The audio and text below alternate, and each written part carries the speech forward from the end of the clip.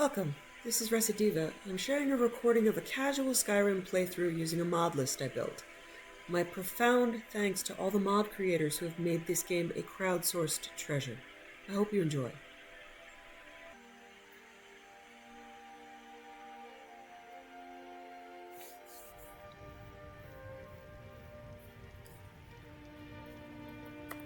Alright, I was going to do a town, but the next one up is Raven Rock, so he can't go with me. Sounds good, love.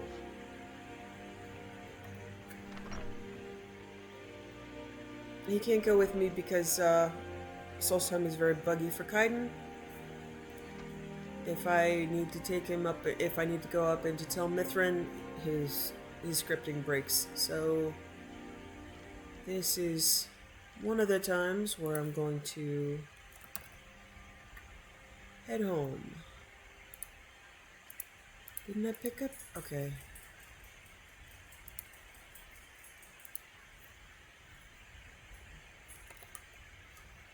Didn't I pick up the Redruin Grove book? Yes. Teleport to Redruin Grove. Here we go.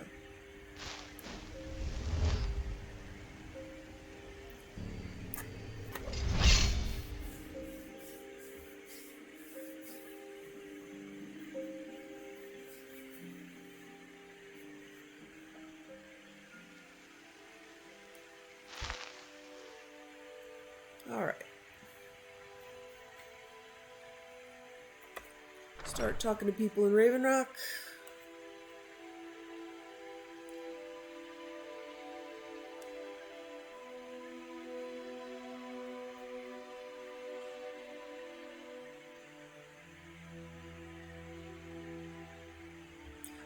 On Legendary, there is no way that I am doing the Fork of Horripilation. It is supposed to be a maddening quest. It's a Sheogorath quest. It's Creation Club. That's fine. But it's, yeah. It's an experience I do not wish to relive. I'll do the Fork of Horripilation, but half the time, I just use the kill command on the stupid Bullnetch because beating things up. I'll try lowering the difficulty first, but I think I have ended up in the past just lowering the difficulty and then using the console to kill the thing, because you're supposed to, yes, you're supposed to beat a Bullnetch to death with the Fork of Horripilation, and it is supposed to make you crazy. Damn it, woman! I said to leave me be. Cretius, last time you explored the mine, you almost fell to your death. I'm not spending the rest of my days as a widow. And I'm telling you that I'll do whatever it takes to find my great-grandfather's remains. He's down here. I can feel it. That was almost 2 centuries ago. There may be nothing left to find. Oh, he looks like Stalin. Just let me go, woman. Cretius, you're an obstinate old fool, and you're going to get yourself killed. Who in the blazes are you? Can't you see I'm busy? My apologies for Cretius's ravings. Who in the blazes are you? Can't you see I'm busy? Hey, Stalin. Busy doing what? Why should I tell you? I don't even know who you are. Perhaps I can help? Maybe. Been difficult trusting people lately. They think I'm crazy. But mark my words. These mines hold a secret that could put Raven Rock back on the map. What sort of a secret would be hidden here? A secret the East Empire Company swept under the rug 2 centuries ago. It killed my great-grandfather and left Raven Rock with a worthless and tainted mine. Who was your great-grandfather? Gratian Kyrelius. He spent his entire life exploring ancient ruins across Tamriel, and he died in these very mines almost 200 years ago. How did he die? The East Empire Company called it a terrible accident, claiming that he was lost in a rockfall. But I know better. What's your proof? My wife and I were cleaning out our home, and we came across some of my great-grandfather's things locked in an old chest. I found an unsent letter he'd written to the East Empire Company, and a key. What did the letter say? It describes a discovery that was made in the mine by some of the diggers. They wanted Gratian to take a closer look. The East Empire Company must have felt it was of great value, as they locked that section of the mine off from everyone else. The key is to the locked section? It is. Well, I assume it is. I haven't been able to find the entrance. This is hardly proof of anything. Now you're starting to sound like everyone else. I'm telling you, there's something big down there. Something that the East Empire Company wanted to hide from everyone. Why are you telling me all of this? Look, my wife nags that I'm too old to go traipsing around these mines chasing my story. Time's my enemy. It's caught up with me before I could find the answers that I'm looking for. So you need my help? I do. I want to know what happened to Gratian, and what the East Empire Company is keeping from all of us. Any idea of where to start? Gratian kept a journal of notes about his discoveries. If you can find his remains, I'm hoping it will help. Here's everything I have. The letter, the key. Please, do this for me, so I can finally regain the respect that I've lost. Okay, I've got a kitty on up who is being really persistent. Hey, sweetheart. Okay, let's get you situated. Okay. Be careful down there. The mine can be treacherous.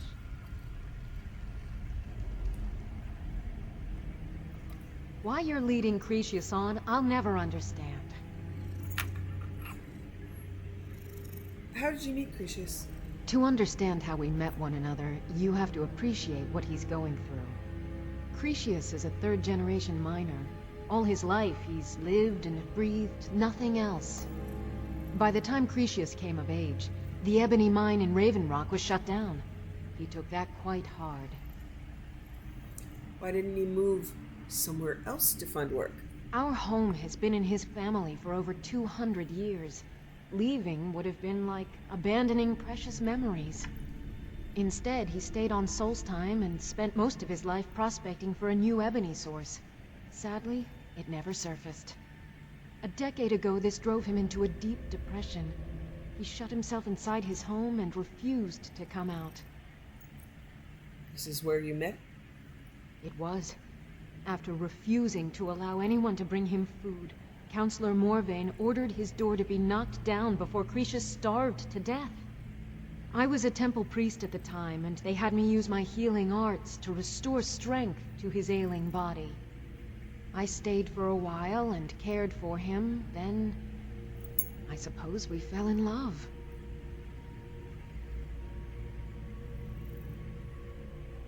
Well, I'm guessing you don't agree with Cretius' story. Poor Cretius is aging, and I believe it's addled his mind. As the years have passed, it's gotten worse. He's become obsessed with his theories of conspiracy. Then where's his great-grandfather?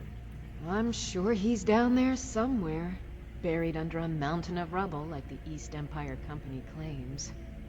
My greatest fear is that my stubborn mule of a husband will end up suffering the same fate. You're a priest at the temple? Far from it. In fact, I'm no longer welcome there. Why?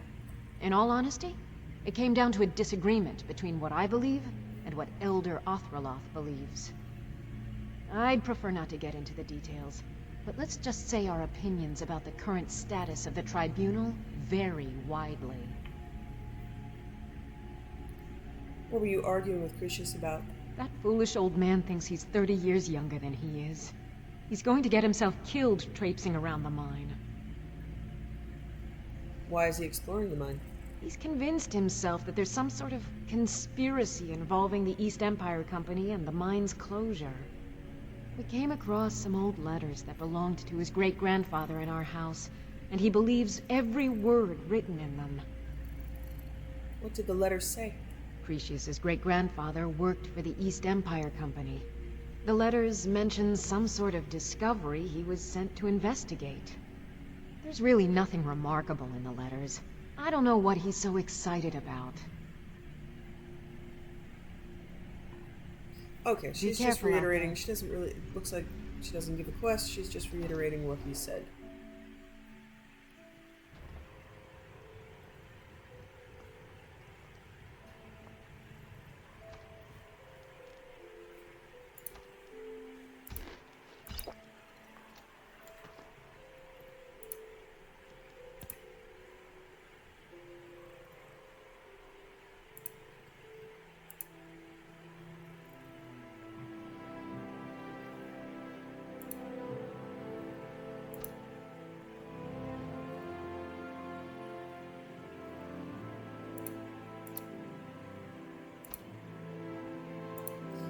I'm gonna activate Dirt and Blood more.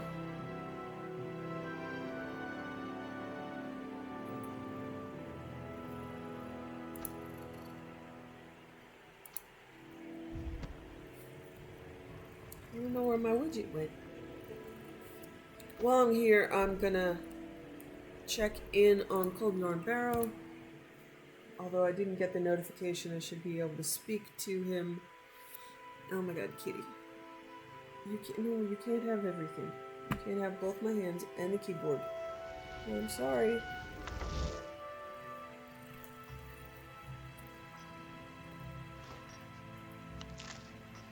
We've got a crew on it.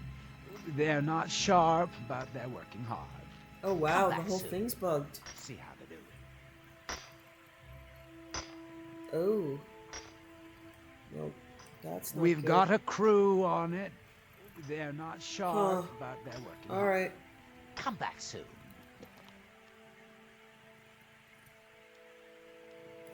Okay. See how they do.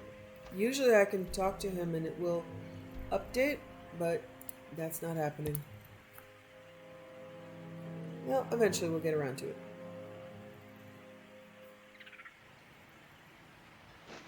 Hi, you're Bantam Guar. You're so cute. Hello, babies.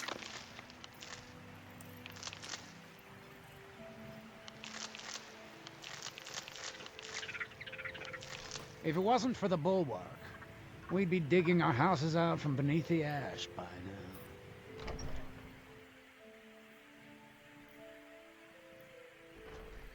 Come on in. Sit over the fire. Take a seat and get Here's the Fork of Horripilation.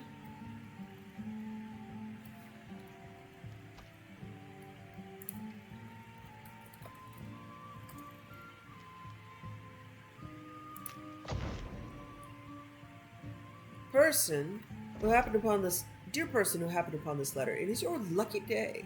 Nearby, you'll find the Fork of Horripilation. Oh, how I do love cutlery. But what is it?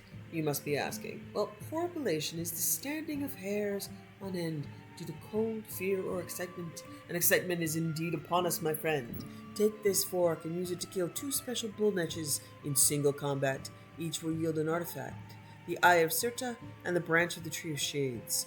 Warriors of another age might find these familiar. Combine these together with some heartstones and a staff enchanter for a special surprise. If you're successful, you'll be rewarded quite handsomely with the Staff of Sheogorath. Handsome indeed. If not, well, I do love to watch a good fight.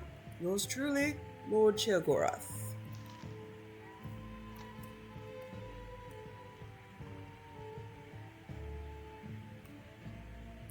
Welcome to the Retching Netch Corner Club, home of the finest Sioux jammer that will ever grace your lips. So what's the specialty of the house? The finest Sioux jammer to cross your lips, friend. Me own personal formula that I call Sadri's Sujama. In fact, I've just added some new ingredients to the mixture that I think makes it taste better than ever. All I need to do is get the word out that it's ready, and they'll flock here for it. I can help spread the word. I was kinda hoping you'd say that. Here, take these samples of the Sujama and spread the word. If you get rid of all of them, there's something extra in it for you. Welcome to the Retching Netch, Outlander. What can I get you? Heard any rumors lately? The ash spawn attacks on the bulwark are getting worse. Captain Veleth is trying his best, but I think the Reddering Guard are overwhelmed. Heard any rumors lately? Coast has been dangerous lately. Lot of reavers about. I've heard they're searching for the treasure of Acnir Deathbrand, the Pirate King. Heard any rumors lately? If you've got gold on your hands, you might talk to Rallis up at Colbjorn Barrow. I've heard he wants to excavate the place. Heard any rumors lately? The blacksmith up at Scow Village seems to have gone missing, and they've asked us to keep an eye out. Heard any rumors lately? With the mine shut down, there's no telling how much longer Ravenrock's going to last. Hopefully, Councillor Morvain has a plan. Heard any rumors lately? Heard that Reekling's got a hold of Thirsk Mead Hall. Forced the Nords who live there to move to a camp nearby. Heard any rumors lately? The Redoran Guard have spotted a pack of werewolves in the mountains. The hunters up on Frostmoon Crag might know more. Heard any rumors lately? Words reached us that the dragons have returned. I wonder if we'll see them in Solstheim. Heard any rumors lately? Haven't heard anything lately. That's surprising. Check back with me. You never know. Just get them to taste my sujama. Once they take a sip, it'll sell itself. Okay,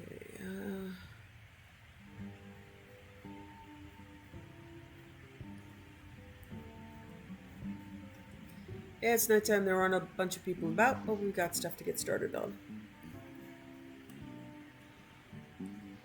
Yes? Senia. Hello. Welcome to the Retching Netch Corner Club, milady. If you need anything, Master Geldis will be happy to help you. Gilda Sadri wants you to try his new drink. Sorry, Geldis won't allow me to drink while I'm working at the Netch. Well, that's unfortunate. All right, then. Yes? Need something? These are the two added vendors. Okay. Teldrin Cerro, blade for hire. If you have the coin, I'm at Yes? your service. The best swordsman in all Morrowind is at your service. For the right price. Mafalak Loku. Stop. She just keeps walking. Okay. Alright.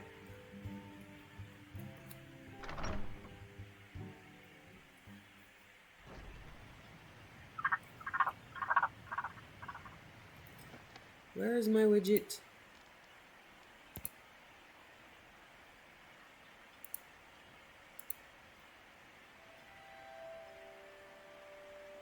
Weird.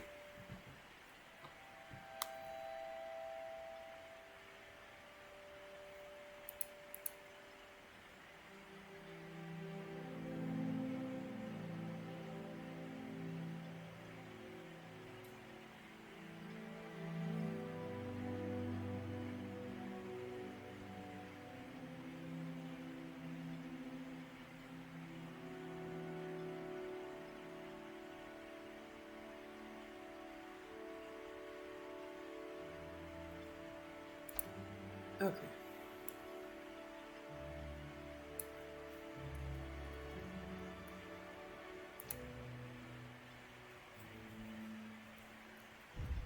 Okay, there's my bath widget.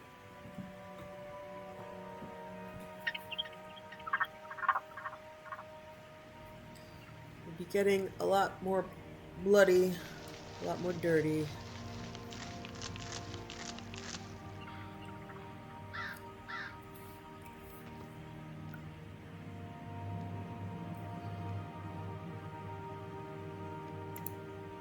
Alright, since it's nighttime, I might as well just go do the mines. And maybe when I get back, it'll be daytime.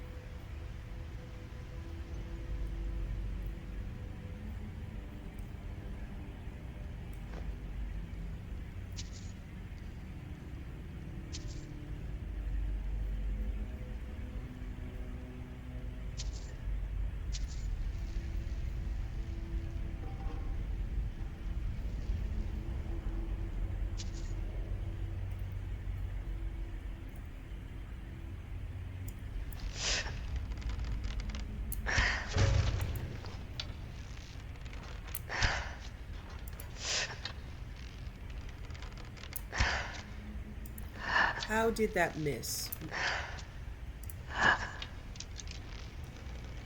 Sir? Okay, you're not allowed. Yeah, okay.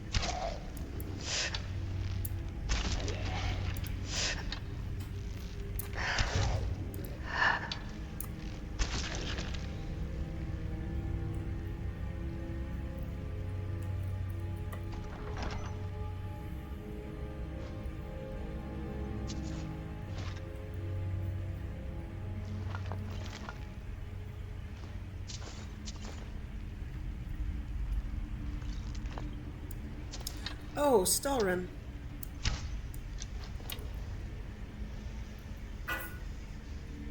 Huh. I don't have the pick yet, huh? Yeah, I think that's a mod to make Stalrim look cooler. Hello?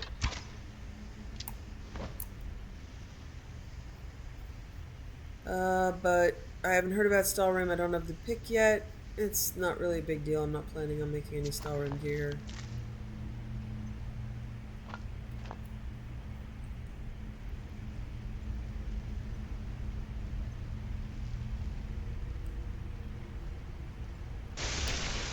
Fortunately, with survival,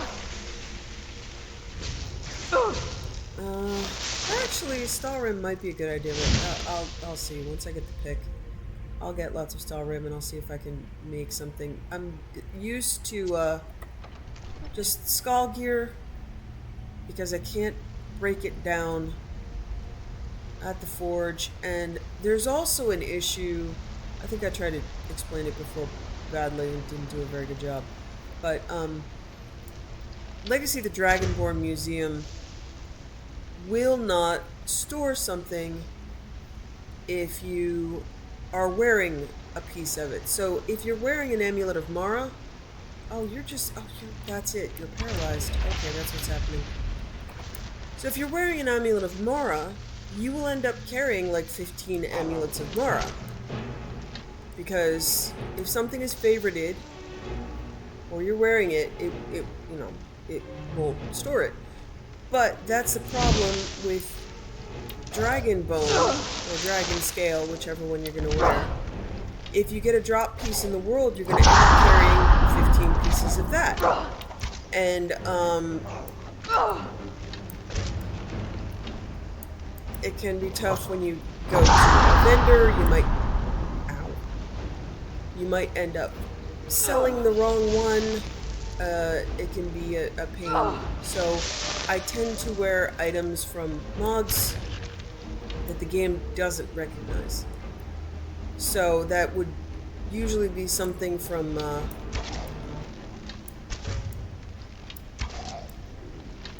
so the skull gear is kind of perfect because it has a full set, not bracers, but it does have hat, chest, arms, feet. Can't break it down, it's warm, and I'm afraid that the Stalrim is going to be an issue that I will end up carrying a ton of it, then trying to sell it, and ending up selling the piece that I'm wearing. So since with all the other bells and whistles, my gear isn't usually an issue, I don't often now make epic sets. I just count on my extra jewelry slots to make up the difference. That's really satisfying. It is. It is just such a beautiful thing. Now there's a closed grate over here. I don't know if there was a puzzle to open it here. Let me see.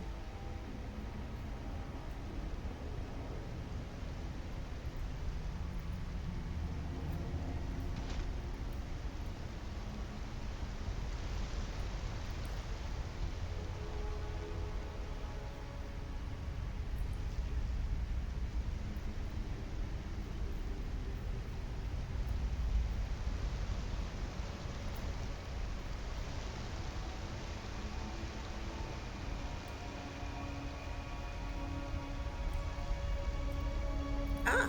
Yay. Okay.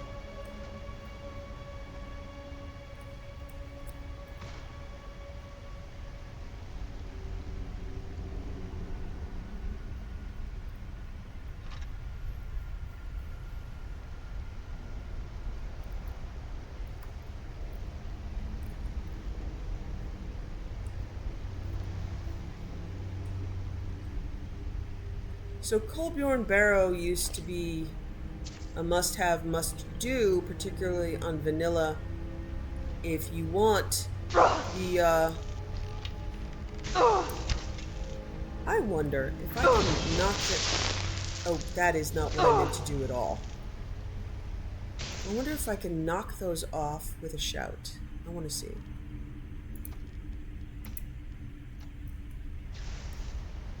Fus Roda! Nope. Yeah, these can be very painful at high levels.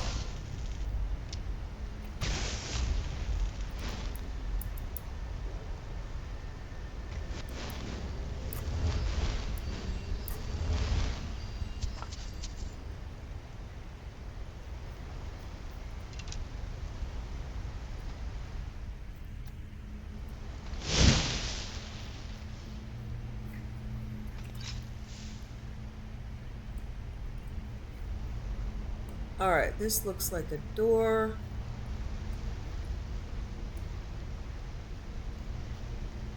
Let's see if there's a way to open it around here. Okay, let's...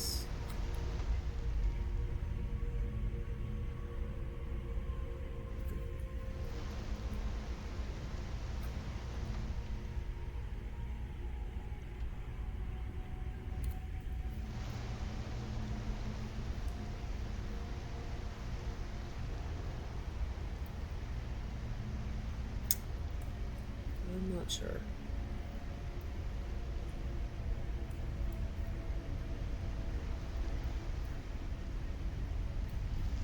I'm just gonna try to go through and see if I end up looping back in any way.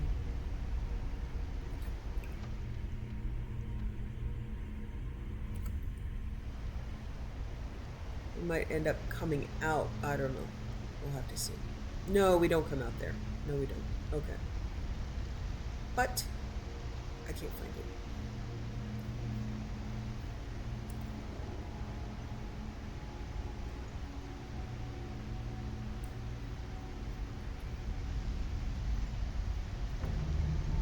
Ooh. Yeah. Okay.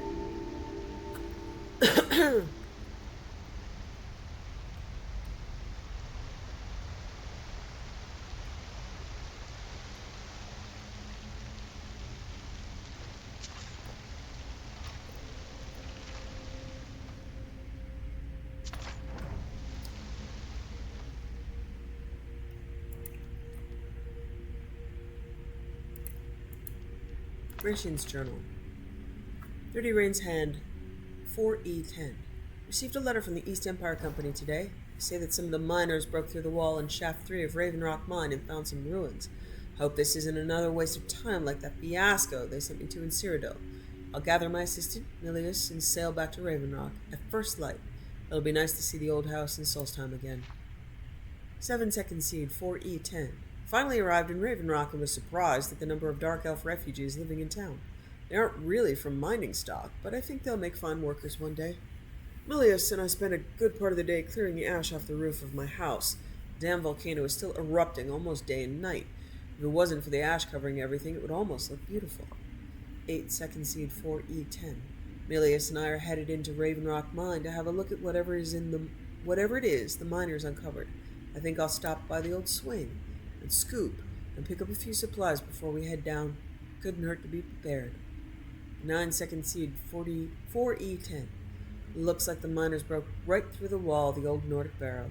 I've seen this sort of thing in Skyrim before. Damn Nords of barrows dotting the landscape, and almost none of them are ever marked on any maps. Looks like this barrow belonged to someone called the Bloodskull clan. I'm going to take some rubbings off the inscriptions of the tombs and see if I can learn some more information from my history books. 10-second seed 4E10. It's been a few days and I can't even find a single mention of this clan anywhere. Milius and I decided to proceed ahead. We've come to a drop-down point, but I can see a massive chamber below. It took the better part of a day to lower everything down and climb down the almost sheer drop. 11-second seed 4E10. It's been an astonishing day of discovery. After exploring the large chamber beyond the drop-off, I was startled to find the strangest weapon I've ever laid eyes upon, sitting on a pedestal of sorts. The blade appears to be flawless, and is emitting a faint, chilling glow. Bits of parchment I found around the chamber seem to call this the Bloodskull blade. Not certain if I should remove it yet. I think I'll sleep on it. 12-second seed 4E10. I've decided against my own better judgment to remove the Bloodskull blade from its pedestal. Milius seems completely against it, but we need to bring this wondrous artifact with us when we find a way out of the barrow. 13-second seed 4E10. I should have listened to Milius. The moment the blade was lifted, we were set upon by Draugr. Milius fought bravely, but he fell. I was able to destroy the remaining ones, but I was badly wounded. I can barely stand. My only chance would be finding a way out of this place, but I fear I'm trapped. 14 ? Second seed 4E10. Exploring has been slow. I can only move for maybe a few minutes at a time before I have to rest. My supplies are running low, and I'm feeling weaker by the hour. The only progress I've made is finding a strange door with markings on it that I've never seen. There appears to be something to them I'm missing, as they've confounded my attempts to getting through. I'll have to study this further in order to make any progress. Barely can keep awake. I'm fairly certain that the key to this door involves the use of the Bloodskull blade. When swinging the weapon, I've noticed a ribbon of mystical energy emanating from it. I think by swinging the sword in different directions, it's possible to manipulate this ribbon and solve whatever puzzle this door presents. I hope to get well enough to put this to the test soon. Each swing is a huge effort. Last entry. I've lost track of time, and my strength is fading. I can't even stand anymore. My wounds refuse to heal. I'm afraid this tomb will become my resting place. If anyone finds this journal, please send these notes to my superiors at the East Empire Company and tell my wife that I love her. May RK guide me to my final rest. Gratian's letter. Gratian, I would appreciate it if you could help us with the situation we've encountered in Raven Rock. It seems that the miners here have stumbled upon some sort of ruins under the surface near Shaft 3, and we need your expertise to take a look. I could send someone else if you're busy, but I figured you'd want to go since I seem to recall that you're originally from Solstheim. Let us know if you make any progress. Randelis Thandarian, East Empire Company, Imperial City, Cyrodiil. Okay, I usually get stuck here until I look up a guide, but let's see if I've learned anything.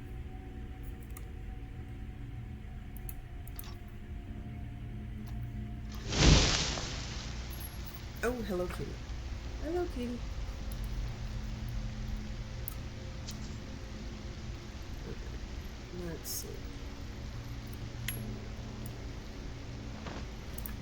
Yeah. Okay, that will open this one. Oh, okay, that's the third one. I forget how to do this. I'm supposed to move while I do it, right?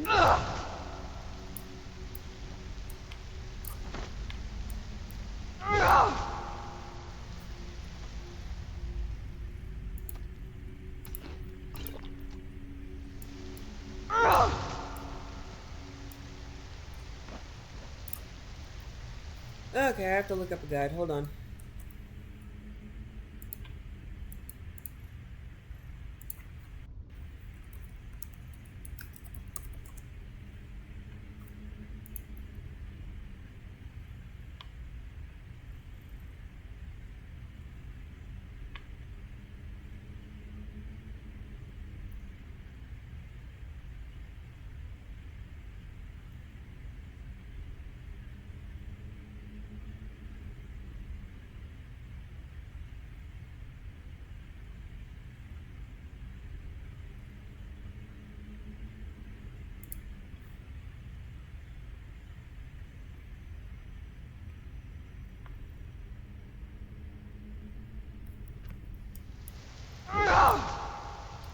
Okay, that's if I do that. Alright. Unfortunately, yeah, that I didn't figure it out.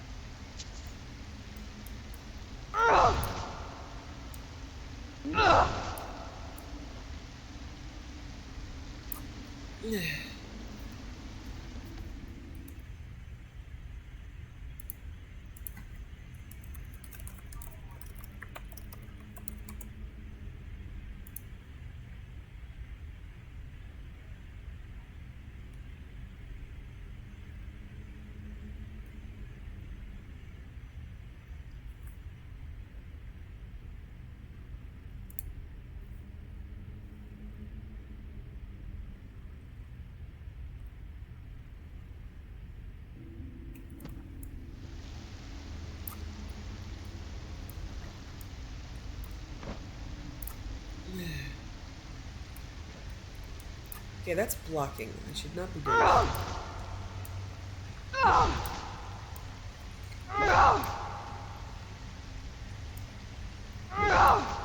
There might be something wrong with it. Okay.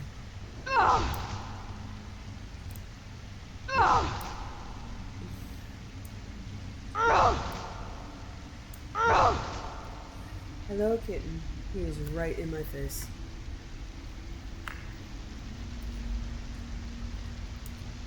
Ugh.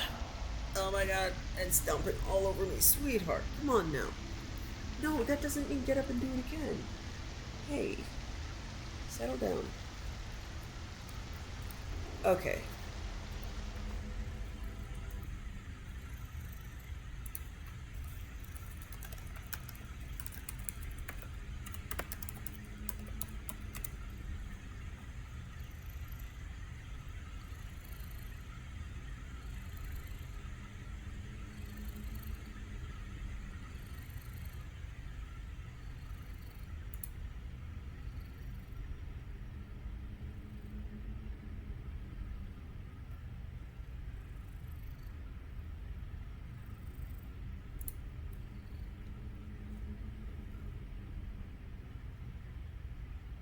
Hello, love. Oh, I'm stealth. I spend my entire life stealth, so yeah, that's moving to the side, and he's a reason.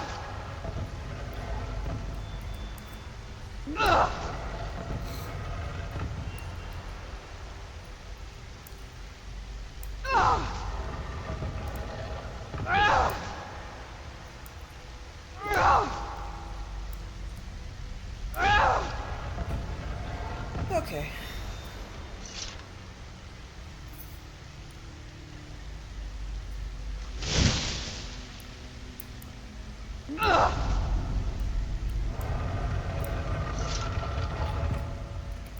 Okay, the blood skull blade. Okay, it does 30 damage. Nah. Oh, this is scary. This is not good for a person of my capacity and difficulty level. I'll make sure I didn't miss anything in the room. Like an excavation site.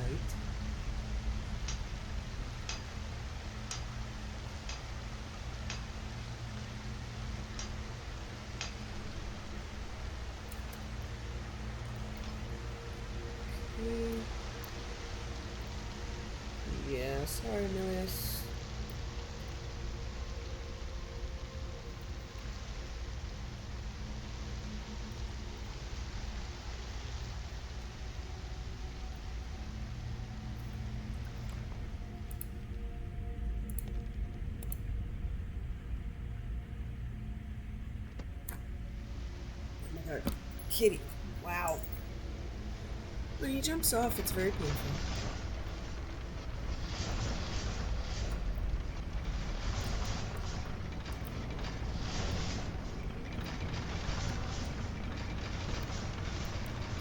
Oh, sorry. Did not get that time right.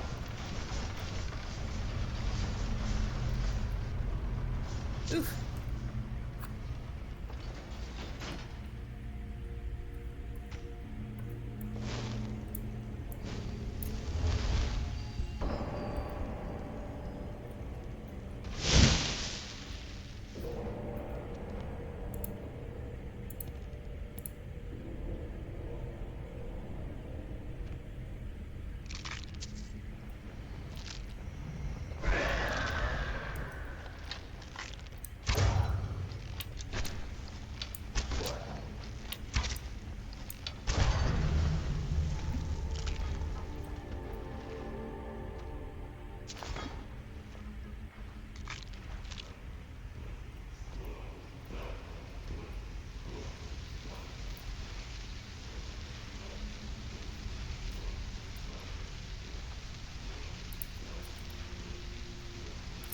Yeah, you know, I might as well wear a mask instead of a skull hat, huh? Huh.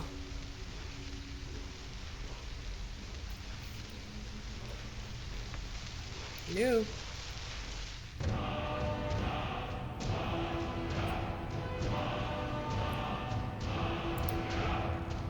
Ah. Final for giant aspect. Nice.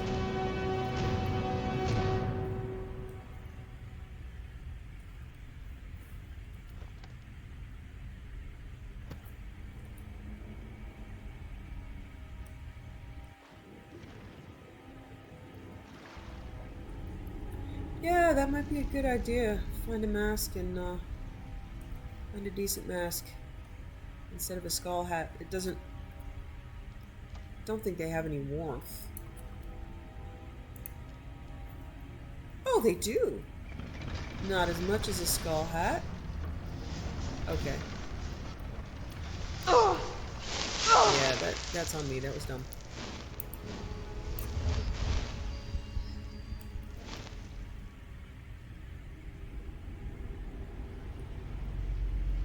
Oh, it's a black book. Okay.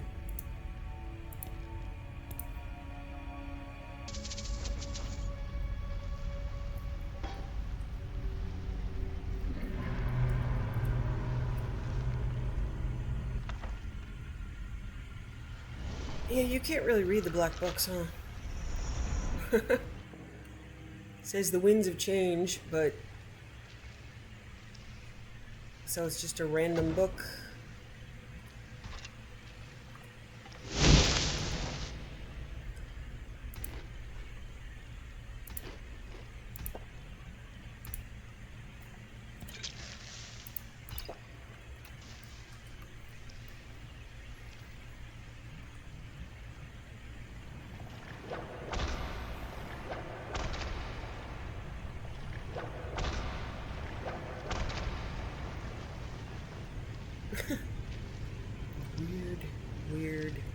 Weird art.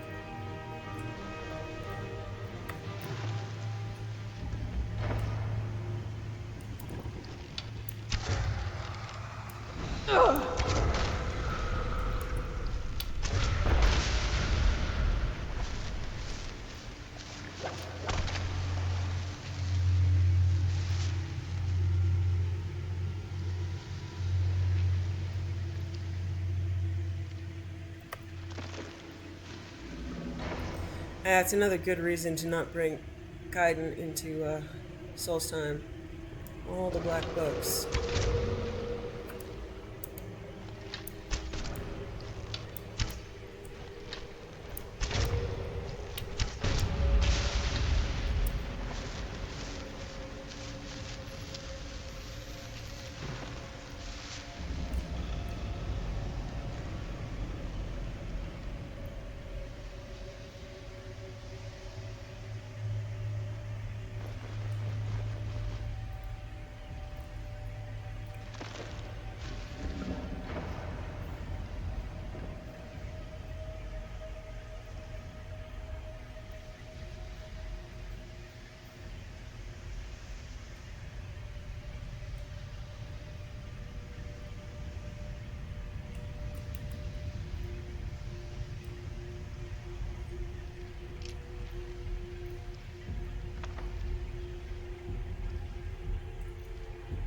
Oh, wow, that was easy.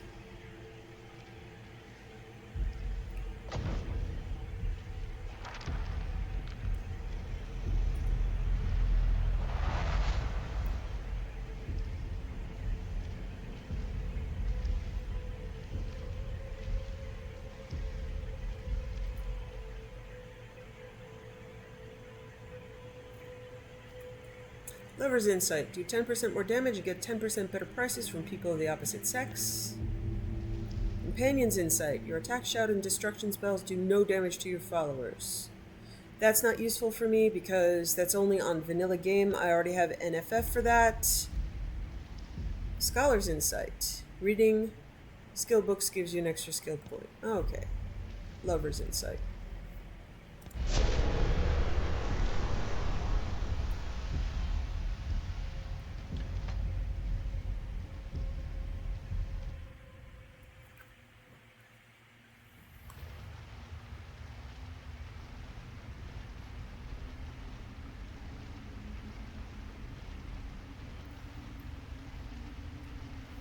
All right.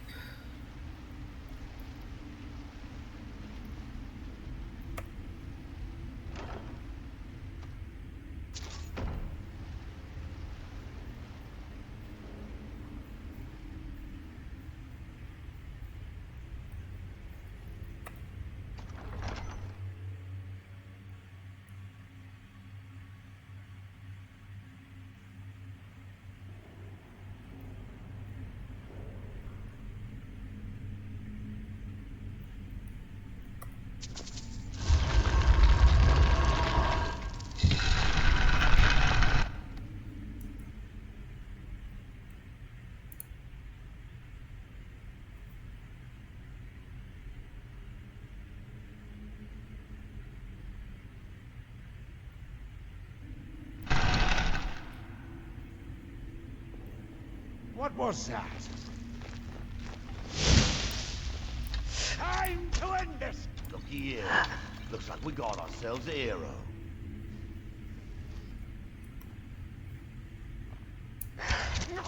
That's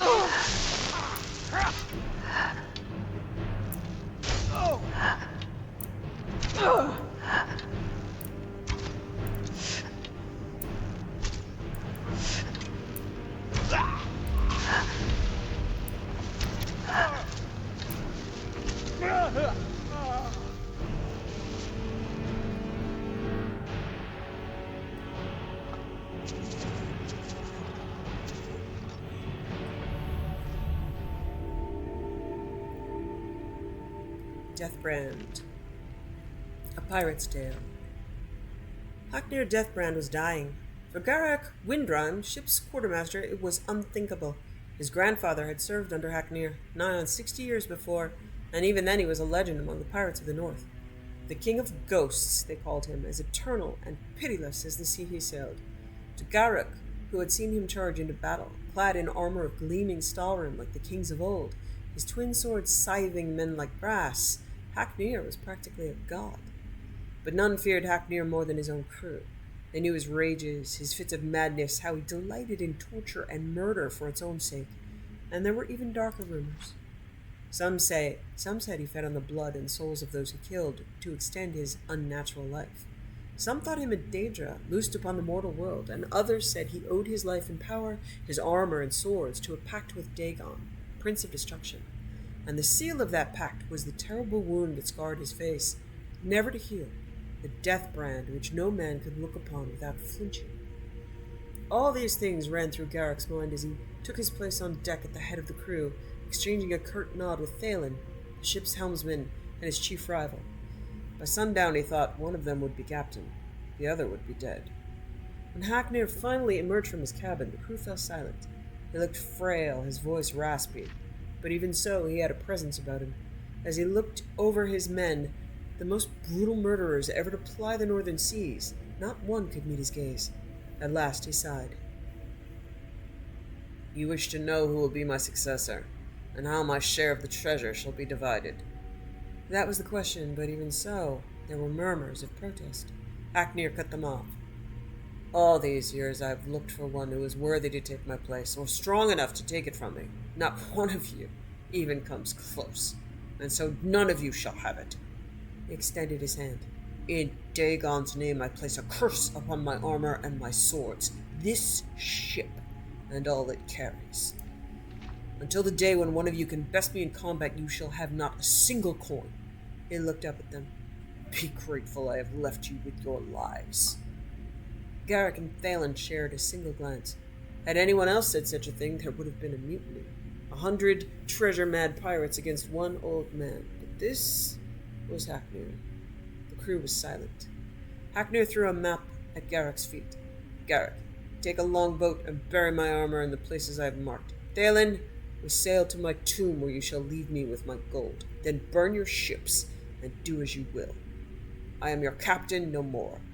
And with that, he turned and stalked back to his quarters. At daybreak, Garrick took his leave and set out on a longboat with 3 of his men. They landed on a shoal to the north of Solstheim, the place Haknir had marked, made camp, and began to dig. But already greed stirred in Garrick's heart. Time and again he glanced at the iron-bound chest they had brought with them. The old man was gone, perhaps already dead. His hoarders, foolish. That night, Garrick pried open the chest and drew out the helm within. The stahlrim shimmered in the moonlight. It was time. Time for a new king of ghosts to rise. He placed the helmet on his head, and he screamed. And it is said, you can still hear that screaming, still, on moonlit nights, on a rocky shoal off the northern coast of Solstheim. Postscript. This story is one of the last in the Haknir saga, the tales surrounding the life and adventures of the legendary pirate king Haknir Deathbrand. How much of it is actually true, if indeed any of it is true, I leave to the reader's discretion. Artis Strelin, House Veteran Scribe.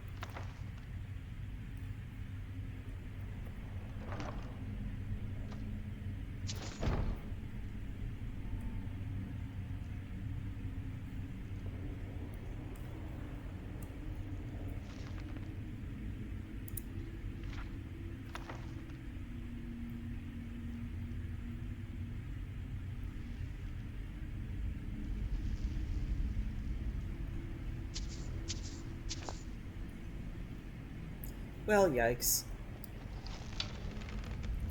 Hey, how about I pickpocket you? I haven't done that in a while.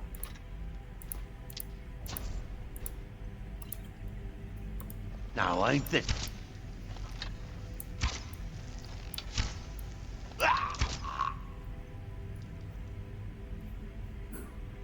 Okay, I'm enjoying the paralysis. I just need to look for it. It does have a green glow, so the things I shoot have a green and a red glow because it's got life drain and paralysis. But I can learn to observe that.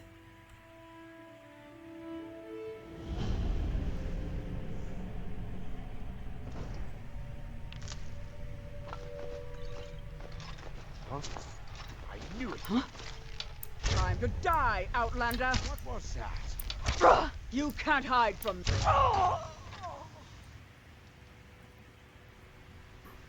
Yeah, they're not dead till they hear the sound of the autolute.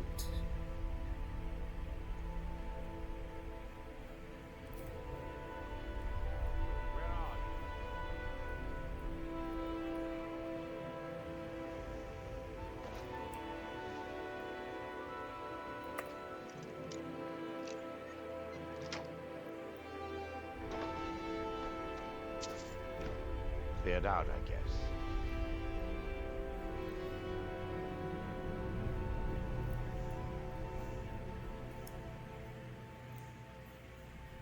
Retire Oh. someday. On the way out of here. Yourselves a woman as fair as an I've evening, almost got enough. springtime and old Stross Mackay. Alright.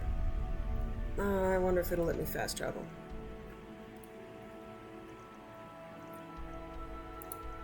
Nope. Sorry, buddy. Gonna leave you alive, but I gotta Just track you down and kill you. one more bottle. Maybe a second one. To get to sleep. Is someone there? Come on. While you still can! Is someone there? Well, that's weird. Jump down. You guys are unsafe. I mean, build a ramp. Seriously. Where are you? You sure you wanna know?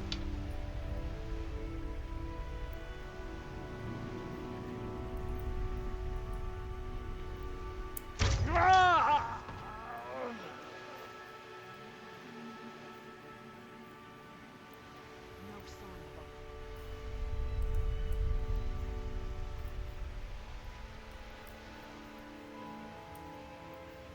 I ain't going back to prison.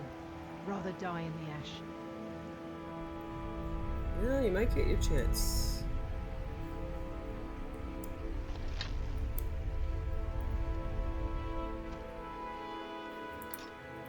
Uh-huh. Ah!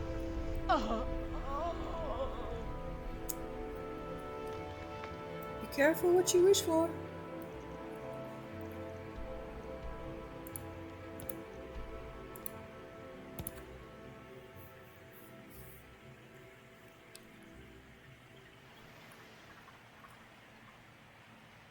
Okay, I'm gonna get the stall run pick before I go. Turn in the quest. Rid the world of evil.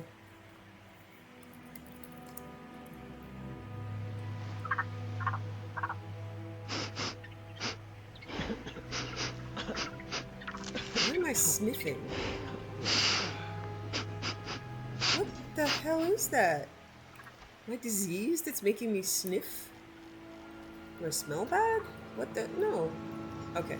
Hey, Glover. You haven't seen Cretius Corellius, have you? That foolish old man's taken my pickaxe again.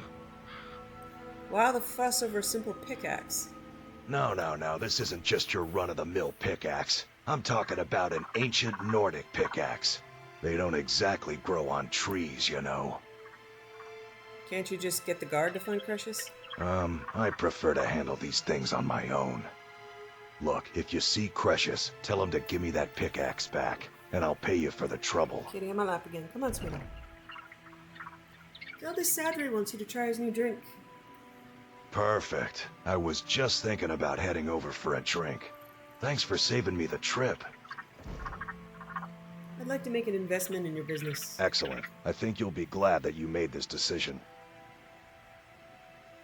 Thank you. I'll be sure to put it to good Don't use. Sit on the keyboard. How'd you end up in Raven Rock? A fine question, and the one that I hear most often from visitors to our town. I wish I had a more romantic tale to tell, but I was simply seeking my fortune and chose Raven Rock to ply my trade. Besides, knowing how to repair bone mold armor wasn't very useful in Riften. Who taught you that? I had a friend over there, a dark elf named Van Ryth, a very talented armorsmith. Spent a lot of time with the guy swapping smithing techniques. Learned a heck of a lot, including how to repair bone mold. After he moved on to greener pastures, I decided to pack up, move out here, and put those lessons to the test. Been here ever since. What's an ancient Nordic? I already know. All right. So Glover Mallory is You tell the brother Cretius of he better Dublin give that Mallory pickaxe back to from the- me, or else. From the guild. Oh, Thieves my Guild. father and mother are the richest on the island, and that includes And I Councillor believe Morgan. also the father of Sapphire. Gildas Sadri wants you to try his new drink. Well, tell Geldas that Miri says she really appreciates it. Okay, Miri. Next time, then. Don't pity me. And don't look at me like that. I know what I am. Geldis Sadri wants you to try his new drink. The day I refuse Sujama from Geldis is the day I sprout wings and fly off this rock. Why should I pity you? Doesn't everyone pity the hopeless? Look at me. I'm no better than a beggar. I used to be a miner. A good one, too. I made more gold digging up ore in a month than some people earn in a lifetime. When the mine dried up, I was lost. Hey. Oh my god. I have no other trade, so I spend my time drinking my Kitty just fortune pulled away at the some of my retching netch. Keys Or off I of my used to, keyboard. anyway. Wow. Claws. My space bar is now screwed. Used to. What happened? That fetcher Geldis won't even allow me inside. Said I was bad for business. If I want to spend my last bag of coins getting drunk, that's my business. What does he care? I could talk to him for you. You can try. If you can get that stubborn mule to let me into the netch. I'll make sure you get what's coming to you. Oh dear. Here, have a gold piece. Bless you, Muthsera. You appear to be in dire straits. What happened? I was one of the wealthiest miners in town. I could haul up almost 3 or 4 times what the average digger could. I never saw the end coming like it did. The mine running out of ebony. Unlike most of my fellow miners, I was too foolish to save enough coin for that day. The rest I spent on Sujama to drown my sorrows. Councillor Morvain was kind enough to allow Rearns and I to live in one of the abandoned buildings. At least it keeps the ash out of our eyes. Okay. It might take more I than might a jump a simple few times request now. I to gotta fix change my Geldis's mind. key. It can be Alright, he quite didn't do stubborn. permanent damage, but he did pull my spacebar off with his claws. God, now that he knows he can do that. Your Oh, visit sweetheart. here will be tolerated Milor. as long as you abide by our laws. Oh, I'm Otherwise, sorry you'll you don't answer have any to the hair. Redoran Guard. Looking for any potions? Ingredients? Alchemical supplies? Geldis Sadri wants you to try his new drink. I should mix some of this into my next potion. Who knows what would happen? You're selling quite a few exotic ingredients. Yes, I'm proud to say that I grow or harvest most of it myself. I only wish I had a better source for netch jelly. Those creatures are difficult to track down since it's so dangerous beyond the bulwark. I could gather some for you. That would be splendid. I'd be more than happy to give you something for the effort. Okay. Careful with those netches. They may look tame.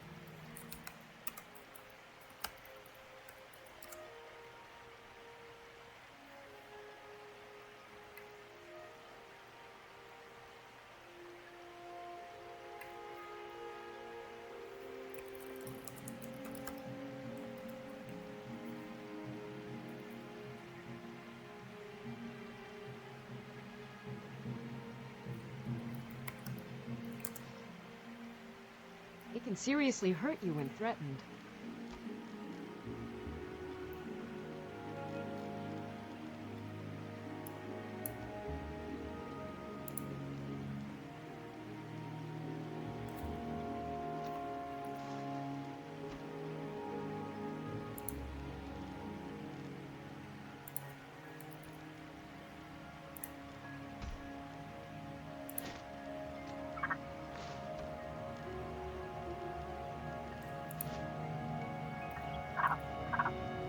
I'm giving this poor woman hair.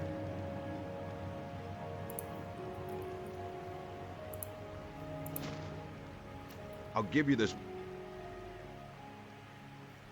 thing only once.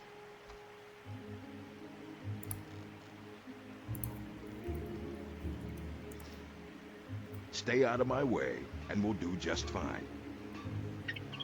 Okay. You're the one that is... Go away.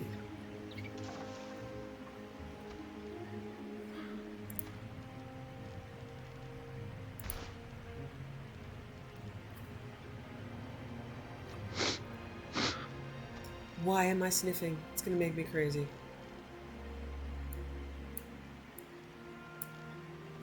I've got the sniffing disease, folks.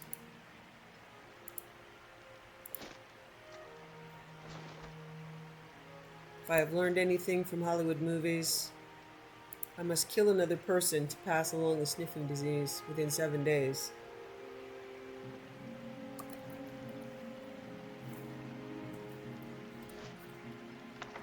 Maybe not.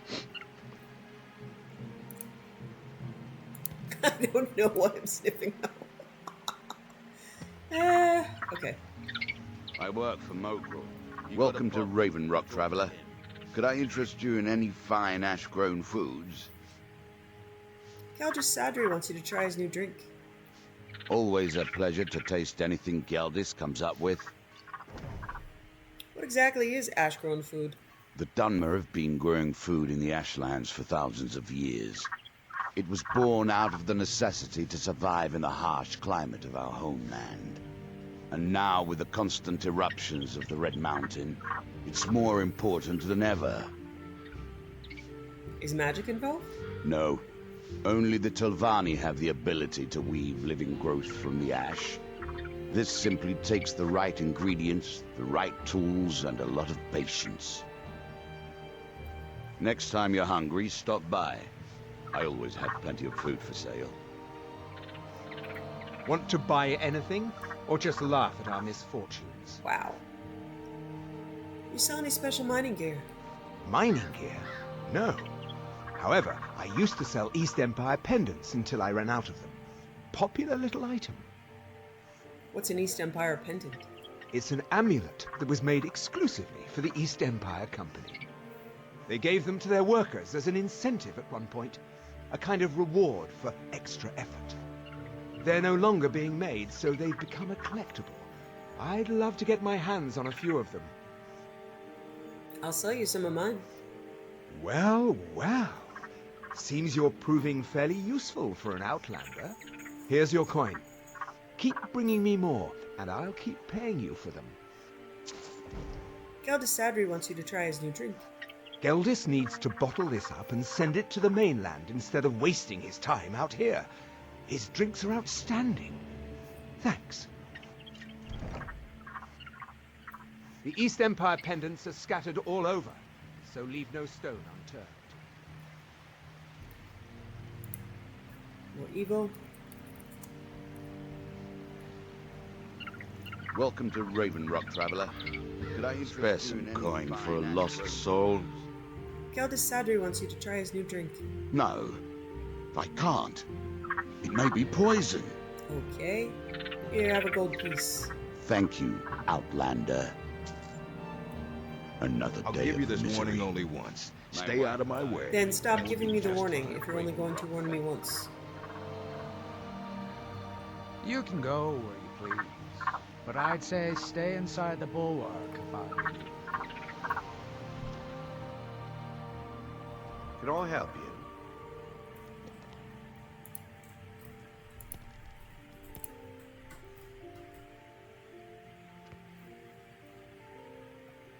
On behalf of House Redorin and as Councillor of Raven Rock, I bid you welcome. Galdus Sadri wants you to try his new drink. Good old Geldis is always managing to keep our spirits up, and our eyesight hazy. Thank you. Do you rule all of Solstheim? Solstheim is theoretically under my rule, but without revenue from the mine, I lack the resources to actually govern anything but Raven Rock itself. Not that there's much beyond the confines of our town anyway. Raven Rock is the only settlement on the island? Well, there's a small enclave of Nords to the north in Skal Village. They pretty much keep to themselves, and we both like it that way. Then there's Tel Mithrin to the east. The Telvanni live out there. Sort of a strange lot. But since we're both from Morrowind, we get along. Other than that, Solstheim is crawling with bandits and Reeklings. But that's to be expected living in a frontier like this. For more damage because he did it the first time, and that's fun. What happened to the mine?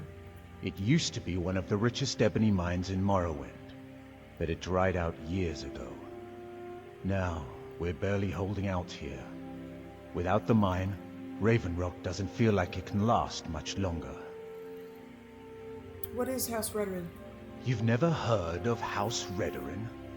We're the mightiest of the great houses, and we lead the council, the ruling body of Morrowind. Council? You mean there's no Jarl? This isn't Skyrim, Outlander. A group of powerful and influential Dunmer families have been ruling Morrowind for millennia. They embody a council made up of 5 great houses: Telvanni, Dres, Indoril, Sadras, and Redoran. No Hlalu? But you said Redoran leads the council. Well, of course. With 4 other houses on the council, someone has to keep the rabble organized.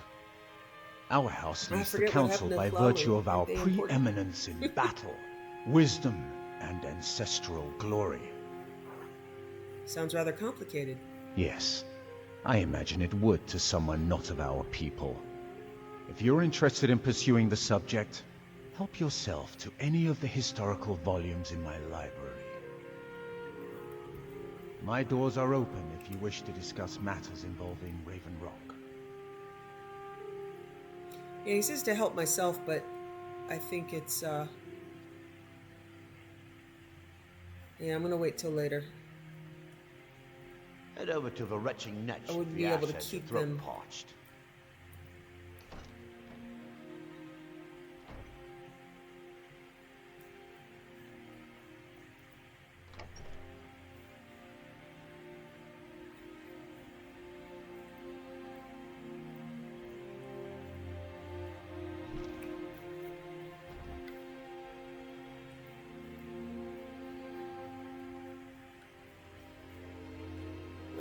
I don't see his wife. I can't believe I've been stuck in. Keep moving.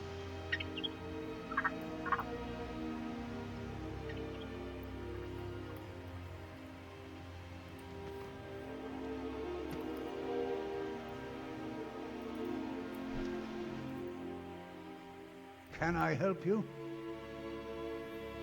You're back. Please, tell me what you found.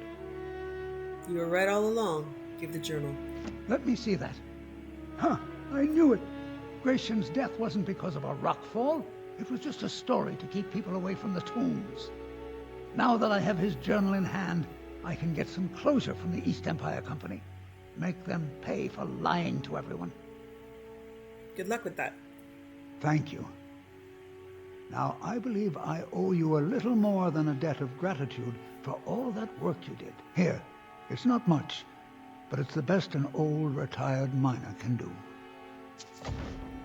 Kelda Sadri wants you to try his new drink. He's begging for patrons again, eh? Well, I suppose I could have just a bit. Glover wants his ancient Nordic pickaxe back. The damn fool doesn't even deserve to have it. The pickaxe was made for mining, not selling. I'll bet he stole it from the Skald in the first place. It doesn't belong to you. Oh, very well. Here, tell him I hope he drops the thing on his foot. Are there any other Imperials in Raven Rock? Those cowards left decades ago. Every single damned one of them. The moment the ebony mine dried up, they pulled up stakes. Ridiculous. Ridiculous? Why? Well, you know it as well as I do. Raven Rock mine wasn't empty at all. It's still rich in ebony ore. I come from 3 generations of miners, and I couldn't get anyone to believe me. Well, we showed them, didn't we? Mark my words, Raven Rock isn't finished yet.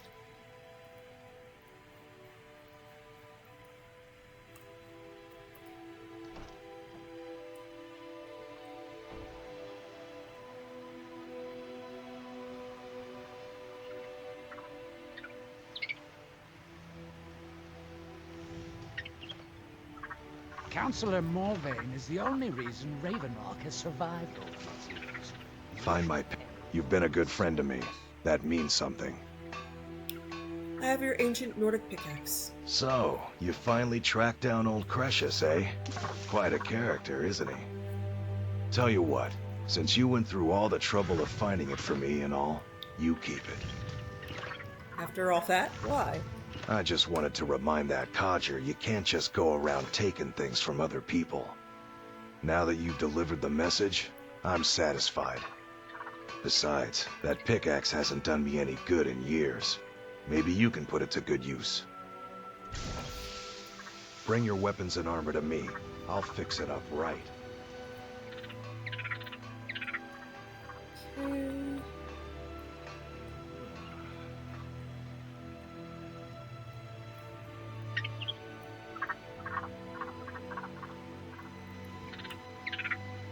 Hmm.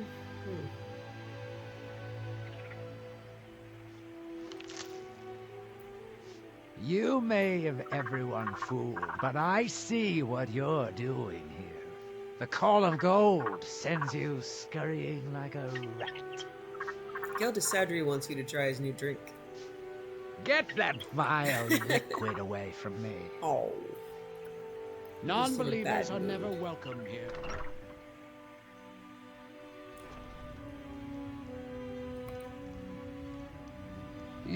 Are you here to pray? Or perhaps pay your respects at our ancestral tomb? What are the ancestral tombs? They're where we inter our dead. They are sacred places, meant to honor their passing. Sadly, we've been unable to use the ancestral tomb beneath the temple as of late, and have resorted to other locations to scatter the remains. Why can't you use the tomb? Those foul vermin, the abominations we call ash spawn, have risen from the ashes of our own ancestors. Oh dear. They're befouling the memories of our forefathers by defiling their remains. Yikes. I'll cleanse the tomb for you. Thank you, Wanderer. That would be most kind. Here, this key should open the door to the tomb. Be cautious, friend. The ash spawn are soulless beings with no regard for compassion.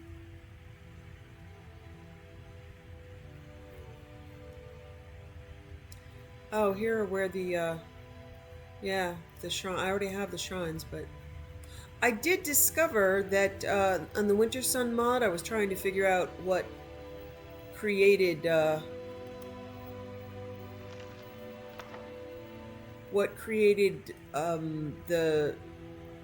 legacy of the Dragonborn.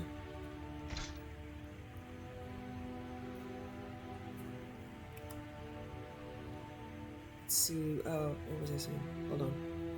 Distracted by purple things. Heretic Dossier, Blacksmith's Confessional. Okay, I'm gonna read that, but what creates the legacy of the Dragonborn altars in the Winter Sun display is not by discovering an altar like in a home or something like that. You have to go to the actual altar out in the world. Heretic's Dossier, Blacksmith's Confessional. Kenro was a strange one, always skulking about, perusing my wares, but never buying. I'd ask him if he wanted a sword, and he'd say, not today. So I'd ask him if he'd fancy a set of armor, and again he'd said, not today. Every day, for a month, the same song and dance. Not today, not tomorrow, not ever. Or so I thought. One day I open the shop, check my wares, and find a mistake in the shipment. Inside the crate is an odd blue gem, lumped in with the usual iron and steel. Figuring it for a mistake, I was about to send it back, when Kenro walks into the store. I give him the usual greeting and ask him if he wants to buy some wares, fully expecting him to say the word, not today. But to my surprise, he doesn't. Today he wants to buy. He doesn't want a sword or a shield, he wants the gem. As he hands me the coin, I get a strange feeling in the pit of my stomach, like this is the last time I'll see him. So I ask him where he's headed. He tells me he's going to see a blacksmith. I'm not sure if that's a joke, seeing as I run the forge. When I ask him which smith, he tells me a dwarven one, and Thalbathar's. My face goes white. Kenro says, you look like you've seen a ghost. I said to him, no, have you? And he just smiles.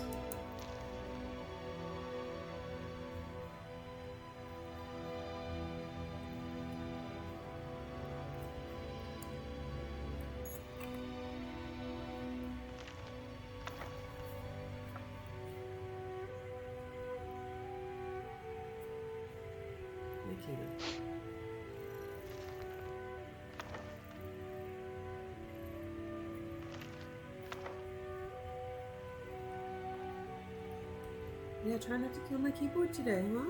For a second time? Yes?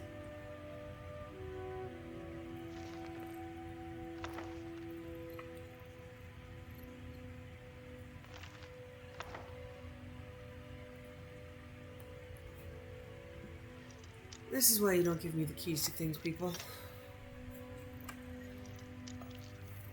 Hello, kitten.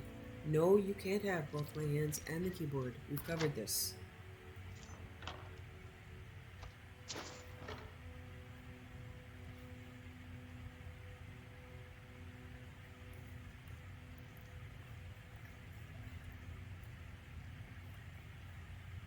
Okay, calm down, honey. You just sit on my arm.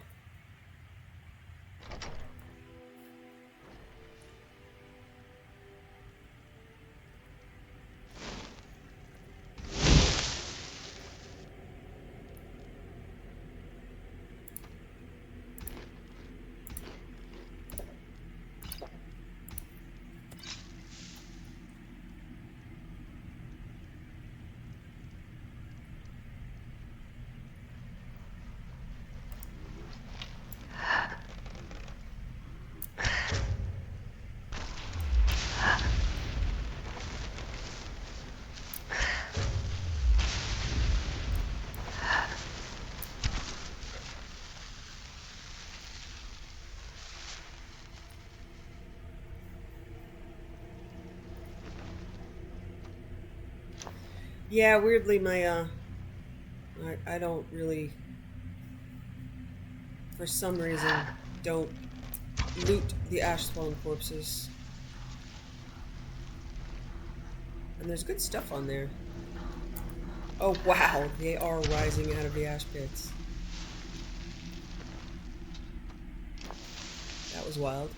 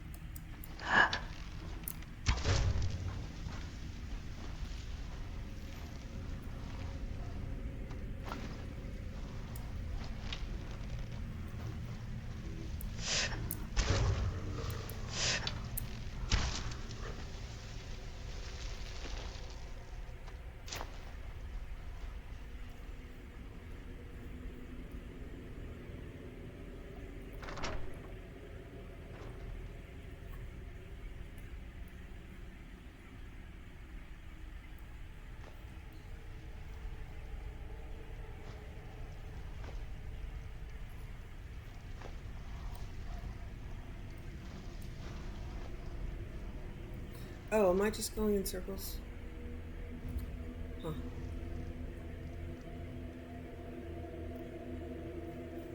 No. Okay.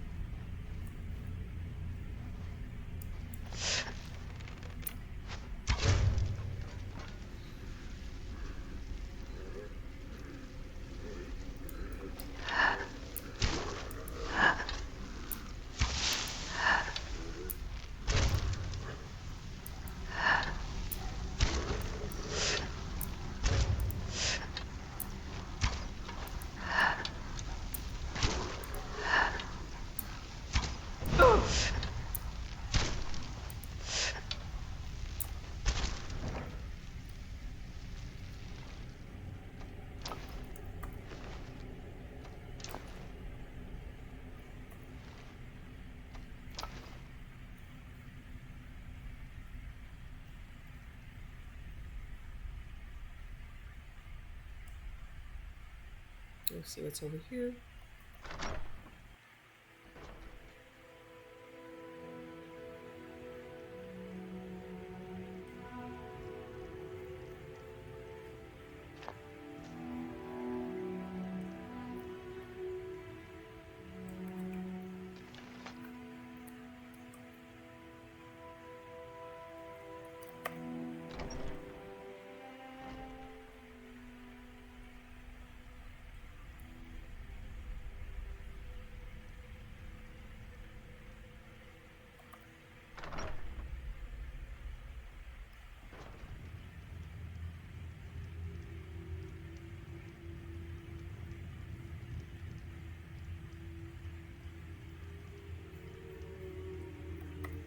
You honor the reclamations with your actions. This will not be forgotten.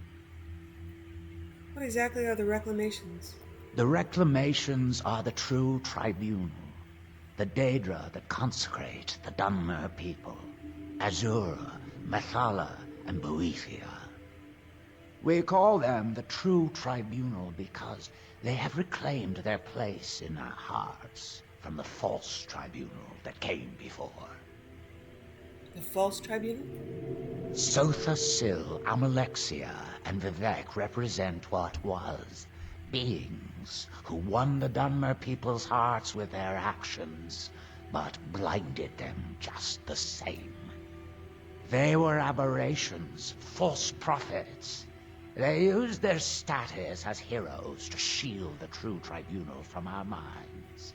But now that they've been destroyed, the light can finally shine upon the house of Boethia's light.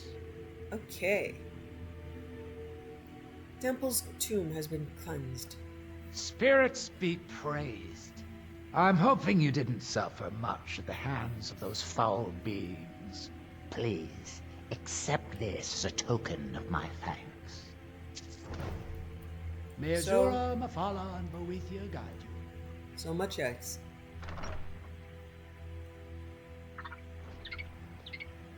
You may have everyone fooled, but I Look see at the pretty what sunset you're and doing. ignore The call of gold sends the you obnoxious Dunmer. scurrying like a rat.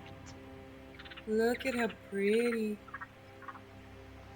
Okay, coming up on nighttime. Not much contact with others around here. So yeah, nighttime again. I might have to wait for some of these people.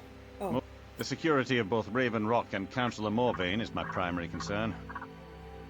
what are these ash spawn? Oh, yeah. No one knows, really. Superstitious folks say they're the risen forms of those that died long ago, but I'm not so certain. They started attacking the bulwark a few weeks ago. My men were able to kill them, but they keep coming back. How often do they attack? We've had 2 other assaults on the bulwark, at different spots on the wall. I know it sounds crazy, but it's almost like they're becoming more organized and probing it for weaknesses. You suspect there's a motivation to their attacks? Exactly. Something has to be directing them against us, and we need to find out who or what it is. How are things going now that the mines are open again? I've had to muster some more men to protect the mine, but I don't really have a problem with that. Second Councillor Arano is concerned that once word reaches the Reavers that the mine has reopened, they might think about paying us a visit. I say let them try. My men are ready for them. Be careful. This General Curious sounds out of his mind. Let's see if things got better for Brelsa. We're one of mine the is same open. kind, you and I. I'm glad to have met you. How are things going now that the mines are open again? Couldn't be better. The sections that are being opened up have revealed some huge deposits of ebony. I am glad, Brelsa. Good. Old Cretius has a nose for exactly where to dig. If they'd only listened to him years ago, the town wouldn't have been in such dire straits. At this rate, I'll be able to put a roof over my head in just a few months. Good. It might take more than a simple request to change Geldis's mind. It could...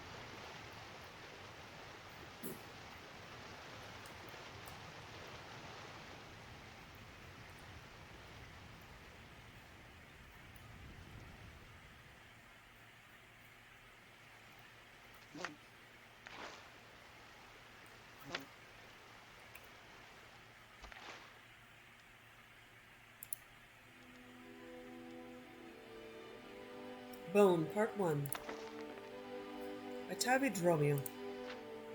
It seems to me, said Garas, looking thoughtfully into the depths of his flint, that all great ideas come from pure happenstance. Take, for instance, the story I told you last night about my cousin. If he hadn't fallen off that horse, he never would have become one of the Empire's foremost alchemists. It was late one Midas night in the king's ham, and the regulars were always especially inclined toward philosophy. I disagree, replied Shamara, firmly but politely. Great ideas and inventions are most often formed slowly over time by diligence and hard work. If you recall my tale from last month, the young lady, who I assure you is based on a real person, only recognized her one true love after she had slept with practically everyone in Northport. I put it to you that neither is the case, said Hallgerd, pouring a topper on his mug of grief. The greatest inventions are created by extraordinary need. Must I remind you of the story I told some time ago about Arslick Owen and the invention of bone mold? The problem with your theory is that your example is entirely fictional, sniffed Jamara. I don't believe I remember the story of Arslick Owen and the invention of bone mold, frowned Garas. Are you sure you told us? Well, this happened many, many, many years ago, when Vardenfell was a beauteous green land, when Dunmer were Chimer, and Dwemer and Nord lived together in relative peace when they weren't trying to kill one another. Hallgerd relaxed in his chair, warming to his theme. When the sun and moons all hung in the sky together. Lord, mothered a wizard, grumbled Jamara. If I'm going to be forced to hear your ridiculous story again, pray don't embellish it and make it any longer than it has to be. This all happened in Vardenfell quite some time ago, said Hallgerd, ignoring Jamara's interruption with admirable restraint. During an era of a king you would have never heard of. Arslick Owen was one of the king's nobles, and a very, very disagreeable fellow. Because of his allegiance to the crown, the king had felt the need to grant him a castle and land, but he didn't necessarily want him as a neighbor, so the land he granted was far from civilization, right in an area of Vardenfell that is, even today, not quite civilized to this day. Arslick Owen built a walled stronghold and settled down with his unhappy slaves to enjoy a quiet, if somewhat grim, life. It was not long before his stronghold's integrity was tested. A tribe of cannibalistic Nords had been living in the valley for some time, mostly dining on one another, but occasionally foraging what they liked to call dark meat, the Dunmer. Jamara laughed with appreciation. Marvelous! I don't remember that from before. It's funny how you don't hear much about the Nords' rampant cannibalism nowadays. This was, obviously, as I've said, quite some time ago, said Hallgerd, glaring at part of his audience with civil malevolence. And things were, in many ways, quite different. These cannibalistic Nords began attacking Arslick Owen's slaves in the fields, and then they slowly grew bolder until they held the very stronghold itself under siege. They were quite a fearsome sight, you can imagine. A horde of wild-eyed men and women with dagger-like teeth filed to tear flesh, wielding massive clubs, cloaked only in the skins of their victims. Arslick Owen assumed that if he ignored them, they'd go away. Unfortunately, the first thing that the Nords did was to poison the stream that carried water into the walled stronghold. All the livestock and most of the slaves died very quickly before this was discovered. There was no hope of rescue, at least for several months, when the king's emissaries would come reluctantly to visit the disagreeable vassal. The next closest source of water was on the other side of the hill, so Arslick Owen sent 3 of his slaves with empty jugs to bring some back. They were beaten with clubs and eaten before they were a few feet outside the stronghold gates. The next group he sent through, he gave sticks to defend themselves. They made it a few feet further, but were also overwhelmed, beaten, and devoured. It was obvious that better personal defense was required. Arslick Owen went to talk to his armorer, one of his few slaves with specific talents and duties. The slaves need armor if they're going to make it to the river and back, he said. Collect every scrap of steel and iron you can find, every hinge, knife, ring, cup, everything that isn't needed to keep the wall sturdy, smelt it, and give me the most and best armor you can, very, very quickly. The armorer, whose name was Gorkith, was used to Arslick Owen's demands, and knew that there could be no compromise on the quality and quantity of the armor or the speed at which he worked. He labored for 30 hours without a break, and, recall, without any water, to slake his thirst, as he struggled with the kiln and anvil, until finally he had 6 suits of mixed metal armor. 6 slaves were chosen, clad in the armor, and sent with jars to collect river water. At first, the mission progressed well. The Nord attacked and armored The Nord attacked the armored slaves with their clubs, but they continued their march forward, warding off the blows. Gradually, however, the slaves seemed to be walking uncertainly, dazed by the endless barrage. Eventually, one by one, they fell. The armor was peeled from their bodies, and they were eaten. The slaves couldn't move quickly enough in that heavy armor you made, said Arslan Owen to Gorkith. I need you to collect all the cadavers of the poisoned livestock, strip their skin, and give you the most and the best leather armor you can, very, very quickly. Gorkith did as he was told, though it was a particularly repulsive task, given the rancid state of the livestock. Normally it takes quite a time to treat and cure leather, so I understand, but Gorkith worked at it tirelessly, and in half a day he had 12 suits of leather armor. 12 slaves were chosen, clad in the armor and sent with jars to collect river water. They progressed, at first much better than the earlier expedition. 2 fell almost immediately, but the others had some luck, outmaneuvering their assailants while deflecting an occasional blow of the club. Several got to the river, 3 were able to fill up their jars, and 1 fellow very nearly made it back to the stronghold gates. Alas, he fell and was eaten. The Nords possessed a remarkably healthy appetite. What we need before I completely run out of slaves, said Arslan Owen thoughtfully to Gorkith, is an armor sturdier than leather, but lighter than metal. The armorer had already considered that and taken the stock of the materials available. He had thought about doing something with stone or wood, but there were practical problems with demolishing more of the stronghold. The next most prevalent stuff present in the stronghold was skinned dead bodies, hunks of muscle, fat, blood, and bone. For 6 hours he toiled relentlessly until he produced 18 suits of bone mold, the first ones ever created. Arslan Owen was somewhat dubious at the sight and smell, but he was very thirsty, and willing to sacrifice another 18 slaves if necessary. Might I suggest, Gorkith queried tremulously, having the slaves practice moving about in the armor, here in the courtyard, before sending them to face the Nords? Arslan Owen coolly allowed it, and for a few hours the slaves wandered about the stronghold courtyard in their suits of bone mold. They grew used to it, the give of the joints, the rigidity of the backplate, the weight pushed onto their shoulders and hips. They discovered how to plant their feet slightly askew to keep their balance steady, how to quickly turn, pivoting without falling down, how to break into a run and stop quickly. By the time they were sent out of the castle gates, they were easily, very nearly, almost amateurs in the use of their medium-weight armor. 17 of them were killed and eaten, but 1 made it back with a jar of water. It's perfect nonsense, said Shamara, but my point is still valid. Even so, like all great inventors, even in fiction, the armorer worked diligently to create the bone mold. I think there was a good deal of happenstance as well, frowned Karas, but it's an appalling story. I wish you hadn't told me. If you think that's appalling, said Halgard, you should hear what happened next.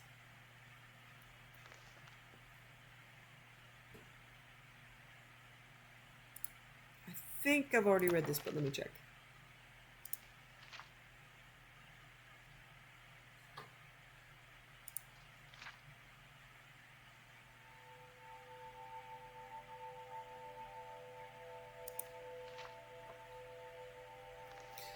Yes, okay, so Brief History of the Empire, Volume 4, and then then we have done 2 letters of the alphabet, folks. We're done with A and B. Be proud. A Brief History of the Empire, Part 4, by Stronach Cathaj III, Imperial Historian. The first book of this series described in brief the first 8 emperors of the Septim Dynasty, beginning with Tiber I. The second volume described the War of the Red Diamond and the 6 emperors who followed. The third volume described the troubles of the next 3 emperors, the frustrated Uriel IV, the ineffectual Sepphoris II, and the heroic Uriel V. On Uriel V's death across the sea in distant hostile Akavir, Uriel VI was but 5 years old. In fact, Uriel VI was born only shortly before his father left for Akavir. Uriel V's only other progress by a morganatic, I don't know what that means, by a morganatic alliance were the twins Morathatha and Eloisa, who had been born a month after Uriel V left. Uriel VI was crowned in the 290th year of the Third Era.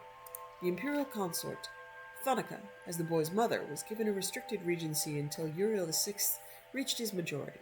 The Elder Council retained the real power as they had ever since the days of Kataria I. The council so enjoyed its unlimited and unrestricted freedom to promulgate laws and generate profits that Uriel VI was not given full license to rule until 307, when he was already 22 years old. He had been slowly assuming positions of responsibility for years, but both the council and his mother, who enjoyed even her limited regency, were loath to hand over the reins.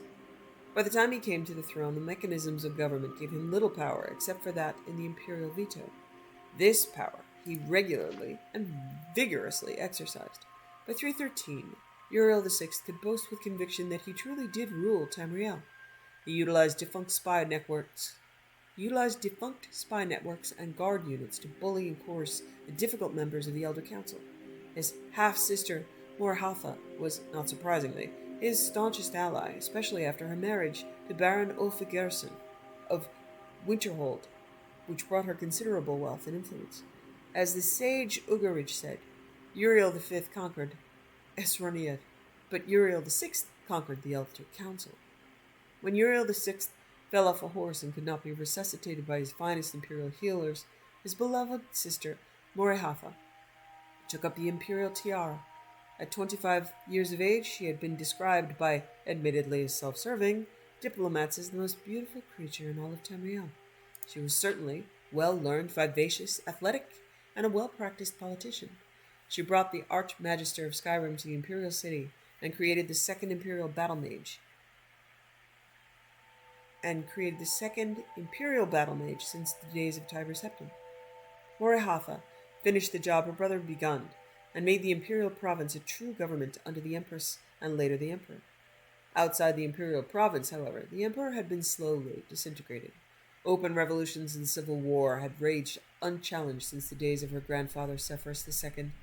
Carefully coordinating her counterattacks, Morhatha slowly claimed back her rebellious vassals, always avoiding overextending herself.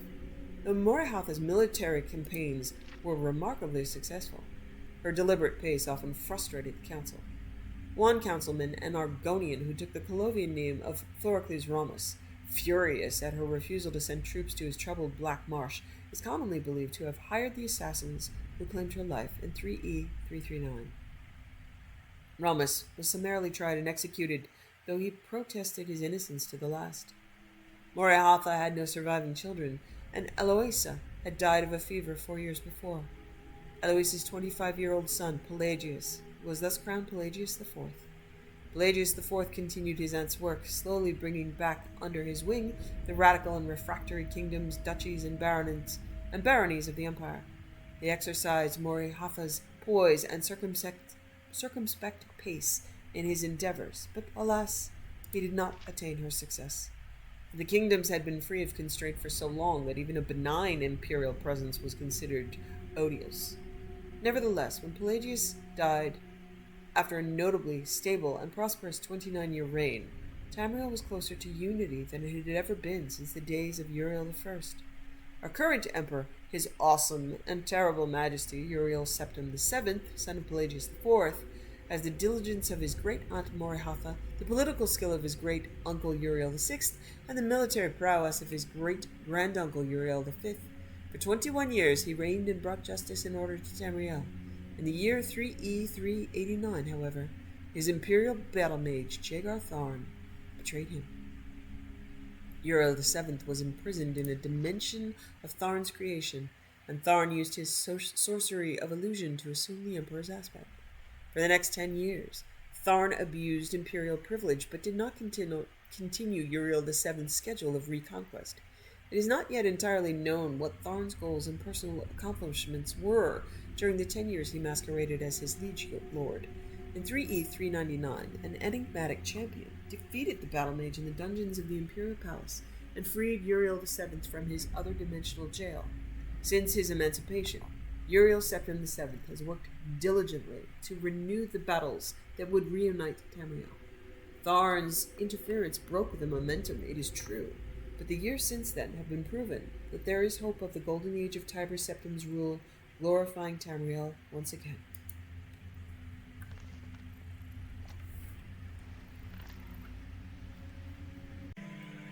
Thanks for watching.